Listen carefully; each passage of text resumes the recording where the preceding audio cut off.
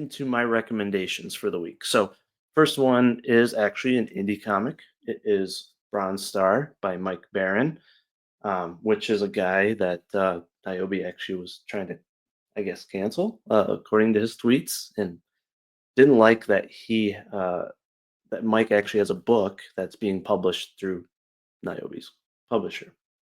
So yeah, don't agree with cancel culture at all.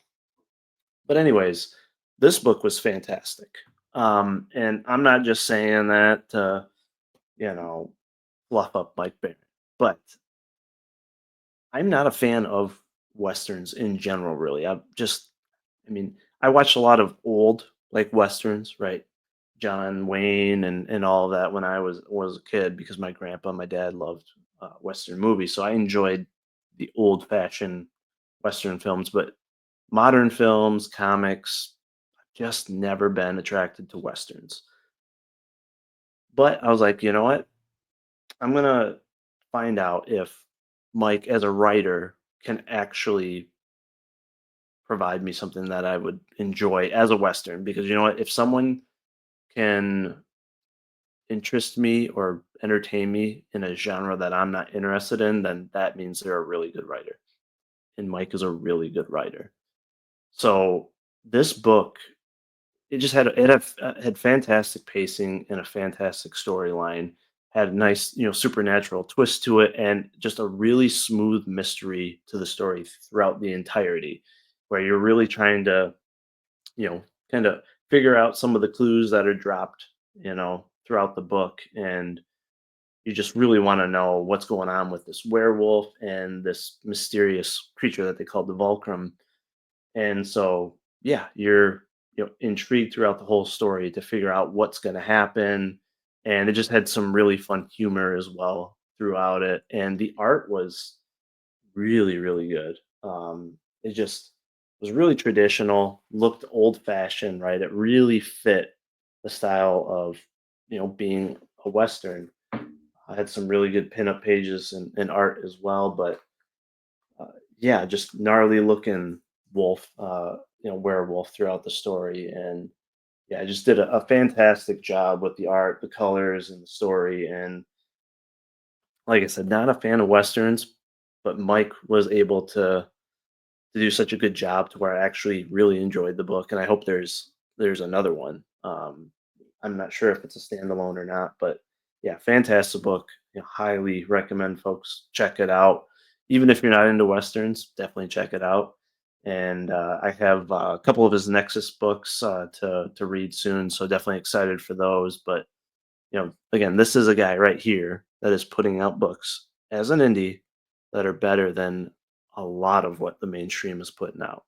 And he was in the mainstream, right? He worked on titles like The Flash and The Punisher.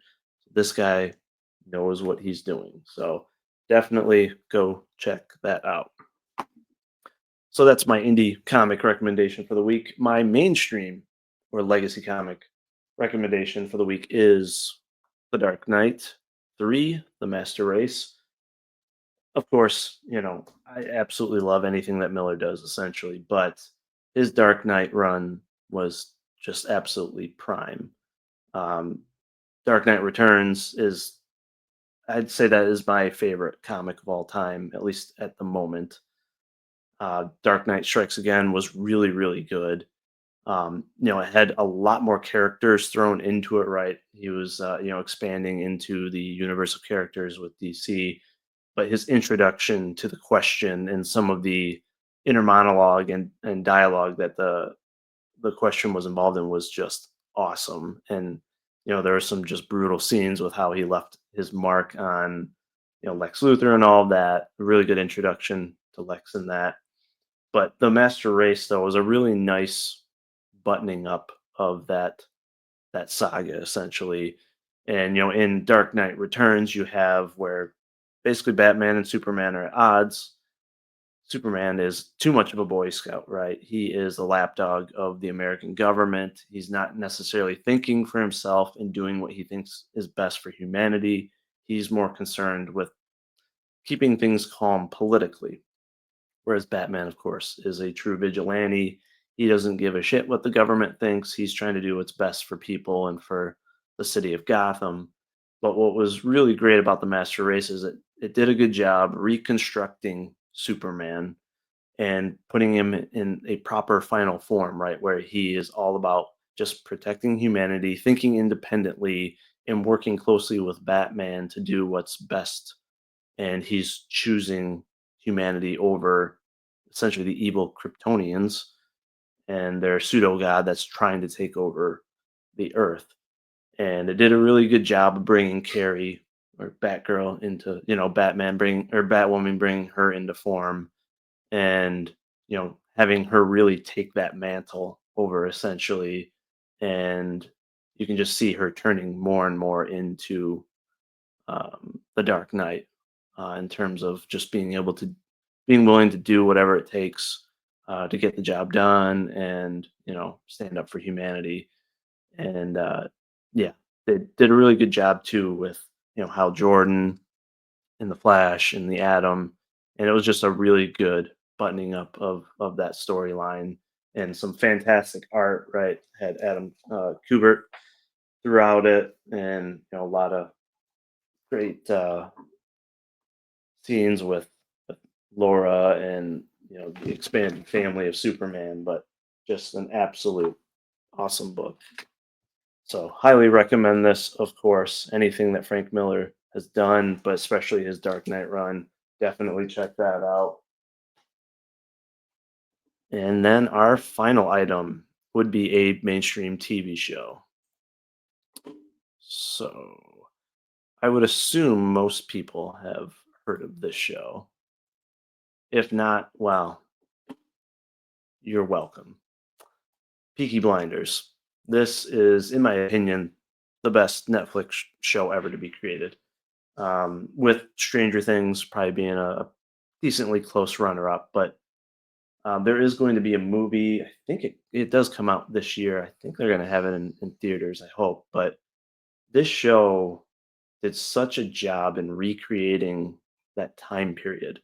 It was like early 1900s gangs in Great Britain, UK, and just really, really gritty series with a phenomenal casting, and obviously led by uh, Cillian Murphy, who is just one of my favorite actors. Right, he was in Inception, Oppenheimer, pretty much every Christopher Nolan film. But they did a really good job recreating the scenery, the vibe of that time period, and just all the horrible shit that was going on during that time period. Right, with the influx of communism and, I mean, diseases, peddling drugs, and all that.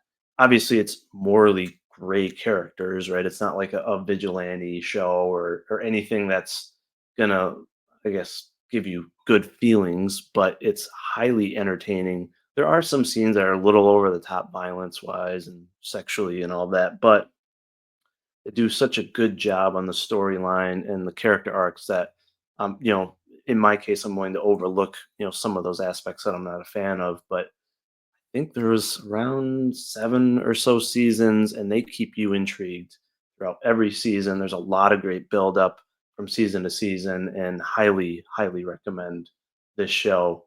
Um, yeah, it can be rough at times to watch. Don't go into it thinking like, "Oh yeah, these guys are going to be like heroes and all that." No, you're gonna hate them sometimes. You're gonna love them sometimes. They do good things at moments, and then they do horrible things at other moments. But just fantastic writing, fantastic casting. It's one of those shows where like you really want a lot of the main characters to live because they just do such a good job on the acting. So highly recommend it. Obviously, it's on Netflix, and there's a movie coming out this week. So those are my three recommendations. Give you something indie, give you some mainstream items, and hopefully give you guys some entertainment if you haven't seen them before.